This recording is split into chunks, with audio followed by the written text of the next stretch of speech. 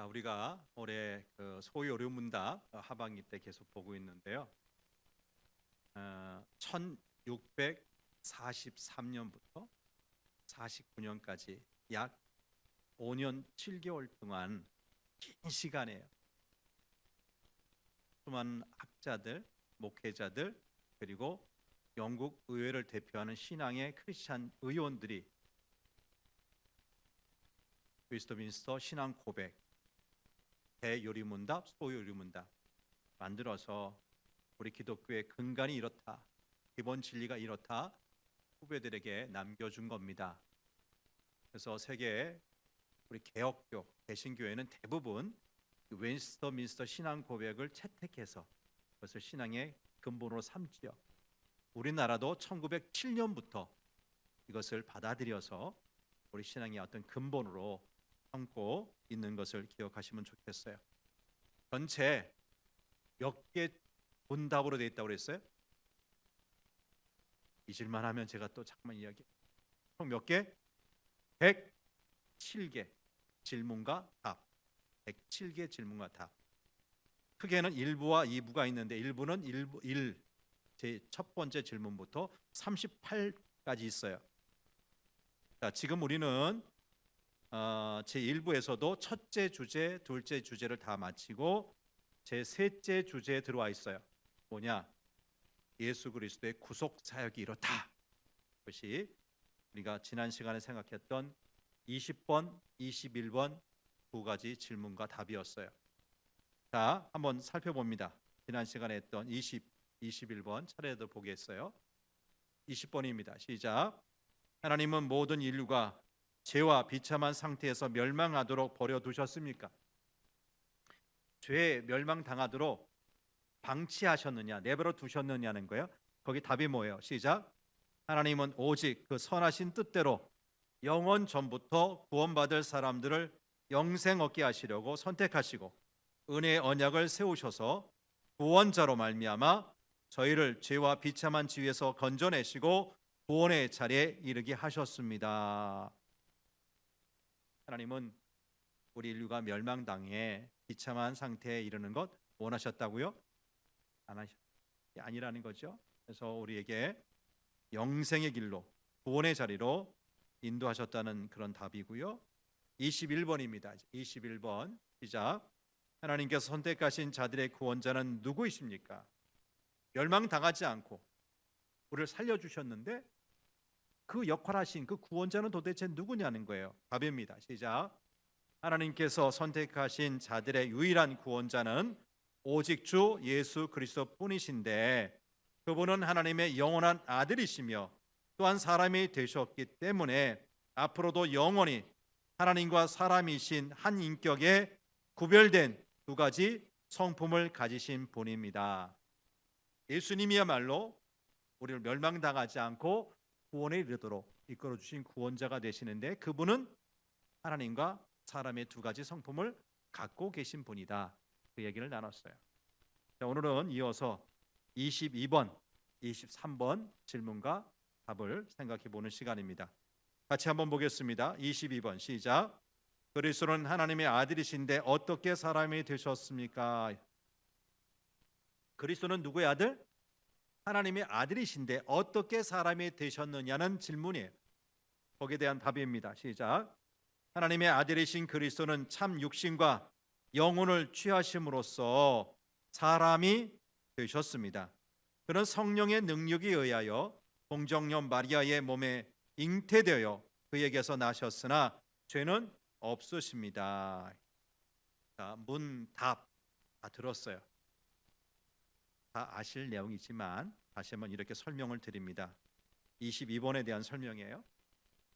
우리 예수님은 저와 여러분, 우리 같은 사람의 몸으로 세상에 오셨습니다. 예수님이 사람의 몸으로 세상에 오신 것은 죄인인 우리가 받아야 할 벌을 그가 예수님이 대신 받으시기 위해서 오신 거죠. 그러면 예수님은 어떻게 사람의 몸으로 세상에 오셨냐는 거예요. 예수님은 우리가 세상에 태어난 것처럼 그 똑같은 논리에 따라서 갓난 아기로 태어나서 우리처럼 1살, 2살, 3살 차례차례 나이 먹고 어른이 되어서 마침내 우리를 구원하시는 구원자 일을 시작하셨어요. 그때 구원자로서의 그 일을 시작하신 그때 예수님의 나이가 몇이에요? 서른 때부터 그 일을 시작하셨어요. 그런데 예수님이 갓난 아이로 태어나신 것은 우리가 태어난 것과 비슷하지만 내용은 너무 달라요. 전혀 달라요. 저나 여러분, 우리 모두는 남자와 여자 사이에서 태어납니다. 그렇죠? 우리 아버지 계시고 우리 어머니 계시잖아요. 그렇죠? 남자와 여자 사이에서 태어났어요. 그런데 사람이 분명 어머니, 곧 여자의 몸에서 태어나지만 세상에 그 어떤 사람도 남자 없이 여자 혼자 아이를 잉태하거나 태어나게 할 수가 없다고요. 하지만 예수님은 아버지 없이 여자에게서 태어나셨어요. 예수님을 낳은 마리아는 결혼하지 않은 여자였어요. 이처럼 결혼을 하지 않은 여자, 곧 처녀의 몸에서 태어나신 것을 가리켜서 동정녀 탄생이라고 하고요, 또 성육신이라고도 하죠. 근데 세상에는 이것을 믿지 못하는 사람들이 너무너무 많아. 어떻게 남자는 모르는데 남자와 동침하지 않은 동정녀가 아이를 낳을 수 있겠느냐, 믿지 못하는 거예요. 예수님을 믿지 않는 사람들은 물론이고요, 예수님을 믿는다고 하는 사람들 가운데서도 예수님이 사람이 되셨다는 것, 남자 없이 처녀인 여자의 몸에서 태어났다는 것 믿지 못하겠다는 사람이 상당수. 왜냐하면 도무지 있을 수 없는 일이고 과학적으로, 이성적으로 이해가 안 된다는 것 때문입니다. 그래서 어떤 사람들은 예수님이 실제로 사람의 몸으로 태어나신 것이 아니라 단지 사람처럼 보였을 뿐이라는 말을 하기도 하고요, 예수님을 믿지 않는 사람들은 예수님을 보통 사람과는 다른 그냥 위대한 사람으로 부각시키기 위해서 기독교가 지어낸 동정녀 탄생이라는 지어낸 이야기라고 하기도 하지요. 물론 그런 말들은 성경이 예수님에 대해서 하신 말씀과 전혀 다르기 때문에 우리가 인정할 수가 없어요. 우리가 받아들일 수 없어요. 성경은 예수님이 성령의 능력으로 동정녀 마리아에게서 잉태되어 탄생하셨다고 분명히 이야기합니다. 네, 성령이 어떻게 처녀인 마리아에게 아이를 잉태하게 하신 것인지 우리는 그것을 논리적으로, 과학적으로 설명할 수가 없어요. 우리가 할 수 있는 말은 다만 하나님의 전능하신 능력으로 마리아가 예수님을 잉태하게 하셨다는 것밖에 없어요. 오직 하나님의 능력으로만 하실 수 있는 신비로운 일이기 때문에 과학적으로 이해할 수 없다고 해서 성경이 있지도 않은 이야기를 하고 있는 것으로 생각해서는 안 된다는 겁니다. 그래서 예수님의 동정녀 탄생 이야기는 우리가 이해할 수 없는 하나님의 기적의 일로 받아들이는 것이 성경을 바르게 믿는 것입니다. 이처럼 예수님은 사람으로 태어나시긴 했지만 중요한 것, 죄인은 아니라고요. 세상의 모든 사람은 죄인으로 태어나지만 예수님은 사람으로 태어나셨으면서도 죄인이 아니에요. 그 이유는 예수님께서 남자 없이 성령의 능력으로 태어나셨기 때문입니다. 그런데 하나님은 왜 굳이 예수님을 여자의 몸에서 태어나게 하셨을까요? 이유가 뭘까요? 그 이유는 하나님이 그렇게 약속을 하셨기 때문이에요. 하나님은 아담과 하와가 선악과를 먹은 죄를 범한 후에 아담에게 여자의 후손을 주신다는 약속을 하셨어요. 한번 보죠. 창세기 3장 15절입니다. 시작. 내가 너로 여자와 원수가 되게 하고 내 후손도 여자의 후손과 원수가 되게 하리니 여자의 후손은 내 머리를 상하게 할 것이요 너는 그의 발 뒤꿈치를 상하게 할 것이라. 여기 너는 뱀으로 상징되는 사탄입니다. 그렇죠? 그 여자의 후손은 누굴 말하죠? 누구예요? 예수님이에요. 예수님을 얘기해요. 여자의 후손을 보내서 인간에게 죄를 범하게 만든 사탄을 이기고 그 사탄에게 붙들려 있던 하나님의 백성을 구원하실 것을 이렇게 오래전에 약속하신 겁니다. 그리고 그 약속을 이루시기 위해서 남자 없이 여자의 몸에서 예수님이 태어나도록 하신 거예요. 근데 예수님이 여자의 몸에서 사람으로 태어나셨지만 모든 사람이 죄인인 것처럼 예수님도 죄인으로 태어나시지 않았다는 거죠. 왜? 성령의 능력으로 잉태가 되고 태어나셨기 때문이에요. 마리아가 예수님의 어머니인 것은 사실입니다. 그래서 로마 캐톨릭 우리가 말하는 그 천주교에서는 마리아를 예수님의 어머니라고 하면서 아주 높여요.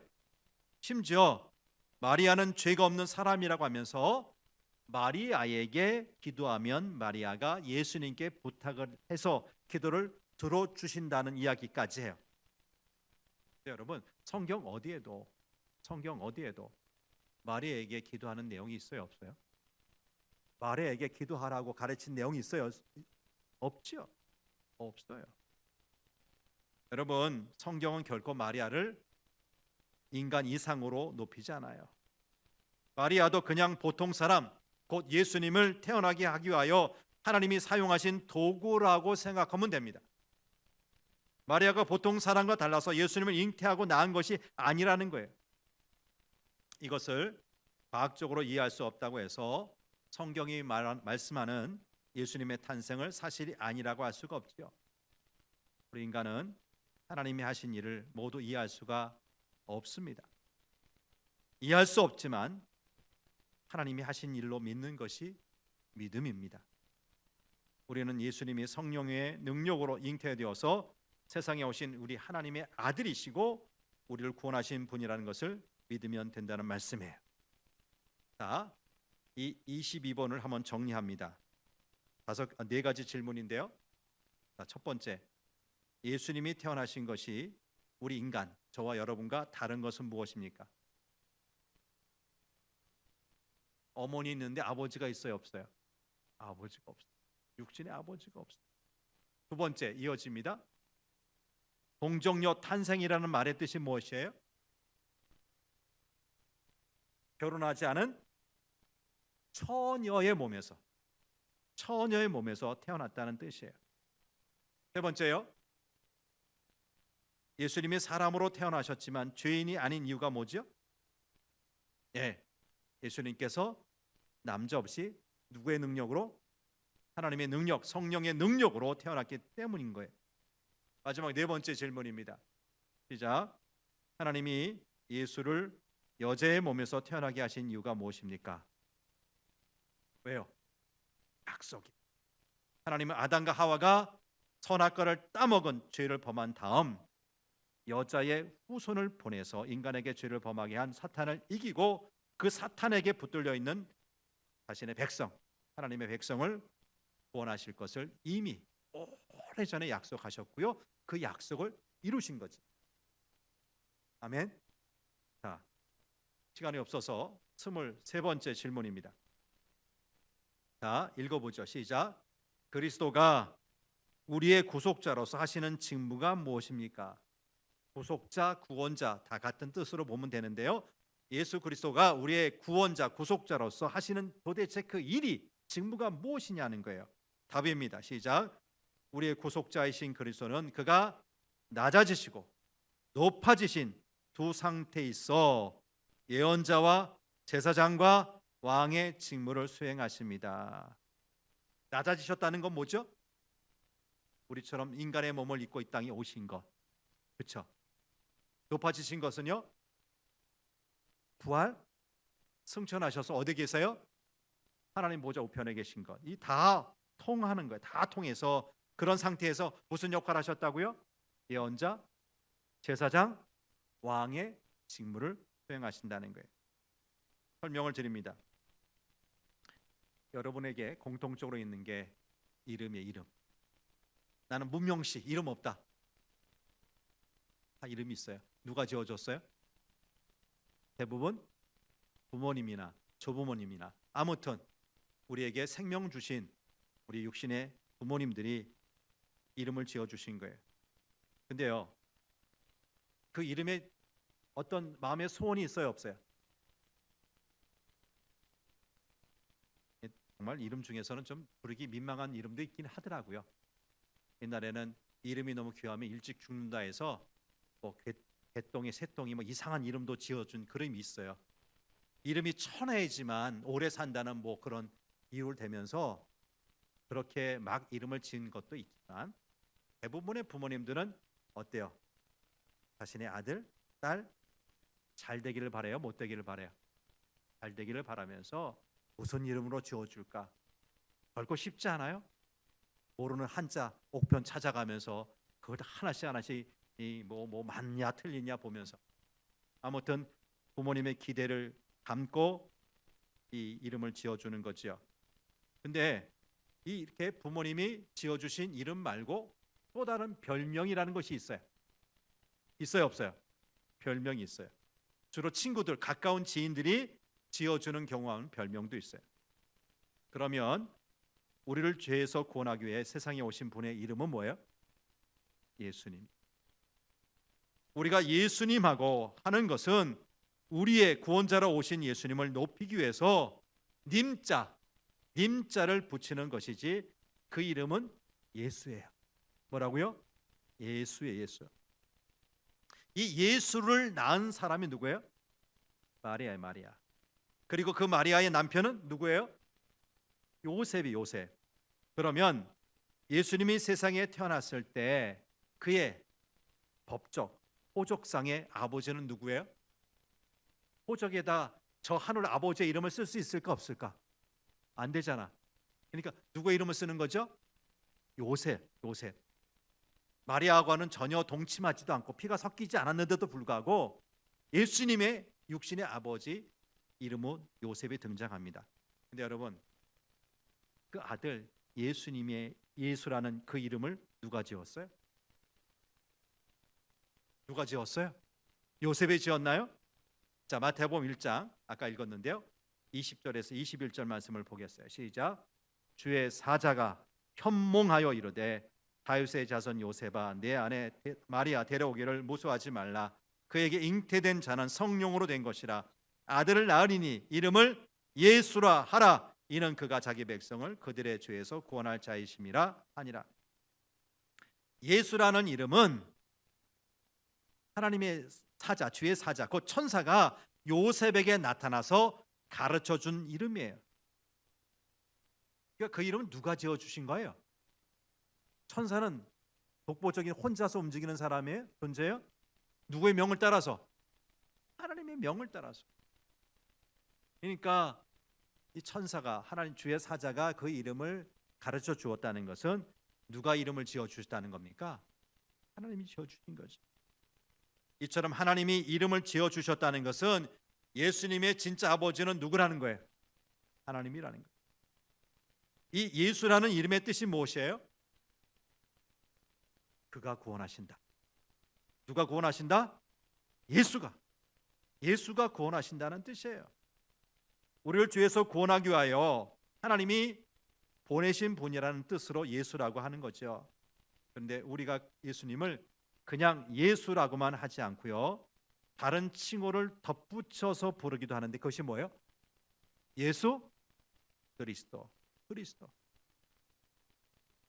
우리의 이름 외에 별명이 있는 것처럼 예수님에게도 이름 외에 다른 칭호가 있는데 바로 그리스도예요. 그래서 예수 또는 예수 그리스도라고 부르죠. 여러분, 예수님께 그리스도라는 칭호를 붙이는 것은 이유가 있습니다. 그것은 예수님이 우리를 구원하기 위해서 하나님이 예수님께 어떠한 직분을 맡기셨다는 뜻이에요. 예수님께서 우리를 죄에서 구원하시고 하나님의 백성이 되게 하기 위해서 하신 일이 있어요. 그 일을 하나님께서 예수님께 맡기신 거예요. 그러면 도대체 그 일이 뭐냐는 거예요. 여러분, 그리스도라는 말은요, 좀 언어적으로 보면 그 헬라 말이거든요. 헬라 말, 그리스 말이에요. 근데 히브리 말로 바꾸면 메시아가 돼요. 히브리 말로 메시아, 헬라 말로 뭐다? 그리스도다. 뜻은 같아요. 같아요. 그 말의 의미에 기름 부음 받은 자라는 뜻이 있어요. 구약 시대에는 하나님이 세우신 세 가지 직분이 있었어요. 여러분 잘 아시죠? 첫째는 뭐예요? 예언자요. 두 번째는 제사장. 세 번째는 왕이에요. 하나님 어떤 사람은 예언자로, 어떤 사람은 제사장으로, 그리고 어떤 사람은 왕으로 세워서 하나님의 일을 하게 하셨는데, 이처럼 누군가에게 직분을 맡길 때 그 머리에 기름을 부어서 세우셨다는 거예요. 하나님이 너를 불러서 이 직분을 맡기셨다는 뜻으로 그 머리에 기름을 콸콸콸 부으셨어요. 그러면 예수님을 그리스도라고 부르는 것은 무슨 뜻입니까? 그것은 예수님은 예언자요, 제사장이요, 왕의 일을 하기 위해 하나님이 세우신 분이라는 뜻이에요. 이것이 그리스도 곧 기름 부음 받은 자의 말의 뜻입니다. 구약 시대 예언자는 하나님의 말씀을 전하고 가르치면서 이스라엘 백성들이 하나님을 잘 믿지 않으면, 말씀 순종 안 하고 우상 숭배하면 아주 그냥 야단치는 일, 호통치는 일을 했어요. 제사장은 하나님께 제사를 집례하면서 그 이스라엘 백성들의 죄를 대신해서 하나님께 용서를 구하는 일을 했어요. 그리고 왕은 이스라엘 백성을 다스리며 책임지는 일을 했어요. 구약 시대는 이처럼 예언자의 일을 하는 사람, 제사장의 일을 하는 사람, 그리고 왕의 일을 하는 사람을 하나님이 따로 세우셨어요. 그런데 신약 시대에 하나님은 누구에게 일을 맡기셨어요? 누구에게? 예수님에게. 이 예수님에게 이 일을 맡기셨어요. 다시 말씀드려요. 구약 시대에는 예언자, 제사장, 왕의 역할을 하는 사람이 각기 따로 있었지만 신약 시대에 와서는 예수님을 이 세 가지 일을 모두 하실 수 있는 분으로 하나님이 보내신 거예요. 그래서 예수님을 기름 부음 받은 자라는 뜻으로 메시아라고, 그리스도라고 부르는 것입니다. 예수님이 우리를 구원하기 위해 세상에 오셔서 하나님의 말씀을 가르치신 건 예언자의 일을 하신 거고요. 우리를 죄를 대신해서 십자가에 죽으신 것은 무슨 일? 제사장의 일을 하신 것이고요. 하나님의 백성의 구원을 책임지신 분이기 때문에 왕의 일을 하신 것입니다. 그리고 우리는 예수님이 이 세 가지 직분을 가지고 일을 하신 것 때문에 구원을 받게 된 것입니다. 여러분, 예수님은 지금 하늘에서 어떤 일을 하고 계실까요? 마지막 질문. 어떤 일을 하실까요? 분명히 하늘에서도, 지금 하늘에서도 세상에 계실 때처럼 예언자, 제사장, 그리고 왕의 일을 하고 계실 겁니다. 하늘에서 성령을 보내셔서 우리가 하나님의 말씀을 잘 듣고 깨닫게 하시는 예언자의 일을 하실 것이고요. 아직도 죄를 지으며 살아가는 우리를 위해서 대신 하나님께 기도하시는 제사장의 일을 하고 계실 것이고요. 우리를 천국에 들어가도록 하기 위해서 우리를 다스리시는, 통치하시는 왕의 일을 하고 계실 겁니다. 예수님이 하늘로 올라가신 것, 예수님이 높아지신 것인데요. 이렇게 높아지셨으면서도 우리 구원을 위해서 계속 지금도 예언자로서, 제사장으로서, 왕으로서 일을 하고 계시다는 것입니다. 여러분, 우리는 이러한 예수님의 일하심 때문에 부족하고 한없이 모자른 우리들을 위해서 지금도 예수님이 부지런히 일하고 계심 때문에 우리는 구원을 받는 것입니다. 그러기에 우리는 예수님의 일하심을 믿는 것이고 그런 예수님께 감사해야 한다는 말씀입니다. 자, 이 말씀을 한번 정리해 봅니다. 질문 5가지입니다. 첫째, 시작. 그리스도라는 칭호의 뜻이 무엇입니까? 그리스도 무슨 뜻이 있다고 그랬어요? 기름 부음을 받은 자. 기름 부음을 받은 자. 자, 예수님이 우리를 위해 행하신 3가지 직분은 무엇입니까?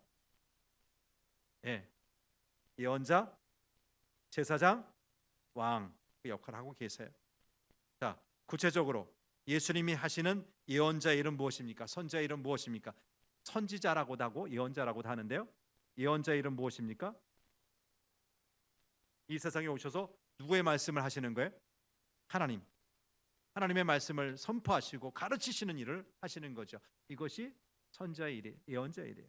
두 번째, 예수님이 하신 제사장 일은 무엇입니까?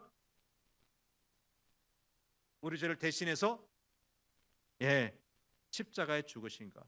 옛날 제사장이 제물을 다 잡잖아요. 양이나 소나 제물 잡아서 이스라엘 백성들의 죄를 사하는 제사 역할을 담당했듯이 그 일을 지금 누가 하신다는 거예요? 예수님이 직접 자신이 어린 양이 되셔서 우리의 죽으심으로 제사장 역할을 하시는 거고요. 마지막 다섯 번째, 예수님이 하신 왕의 일은 도대체 무엇입니까? 우리 스스로 알아서 척척 천국 가는 일을 하면 얼마나 좋을까요? 잘합니까? 세상 나가면 그냥 먹고 사는데 바쁘고 인생의 낙이 뭐냐, 어디 가면 뭐 마실 거 있느냐, 먹을 거 있느냐, 이렇게 찾아볼 좋은 여행지는 어디 있냐, 내 육신의 안목의 정욕, 이생의 자랑 위해서만 사는데 우리에게 그냥 좋은 얘기를 맡겨만 두시면 되겠어요? 안 돼서 어떻게 하세요? 우리를 통치하시는 거죠. 다스리시는 거죠. 천국 가는 길은 거기 아니라고 예수님께서 왕으로서 우리를 지도하시는 거예요. 우리를 다스리는 일을 하시는 것, 이게 뭐라고요? 왕으로서 하시는 일. 왕은 통치잖아요, 그렇죠? 세 가지 일, 예언자의 일, 제사장으로서의 일, 또 왕으로서의 일을 지금도 감당하고 계신다는 것을 믿으시길 바랍니다.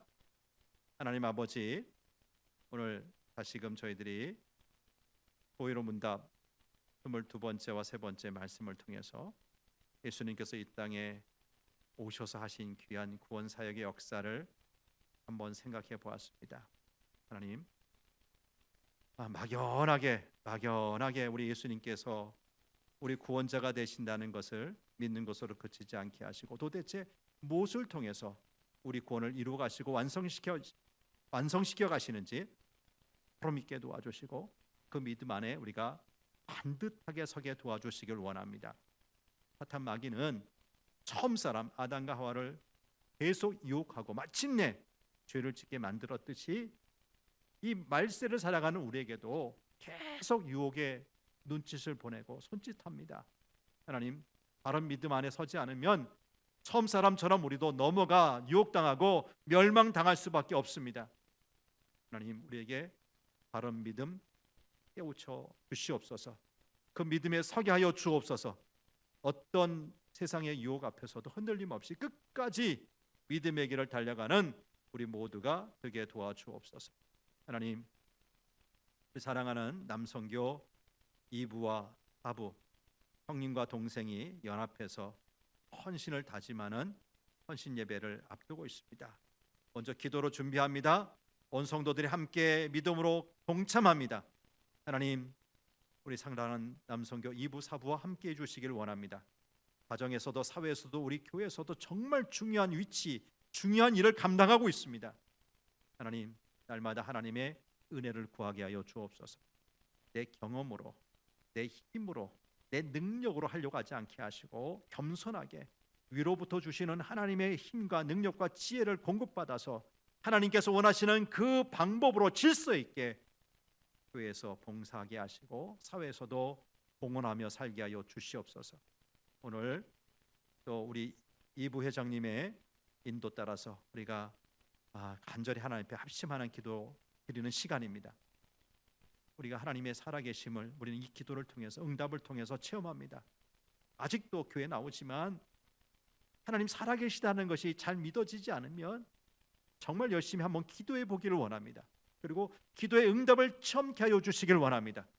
눈에 보이진 않지만 우리의 기도를 들으시는 분이 계시다는 것을 알게 하여 주옵소서. 그 안에서 우리 인생이 정말 승리하는 믿음의 길 걸어가는 우리 모두가 되게 도와주옵소서.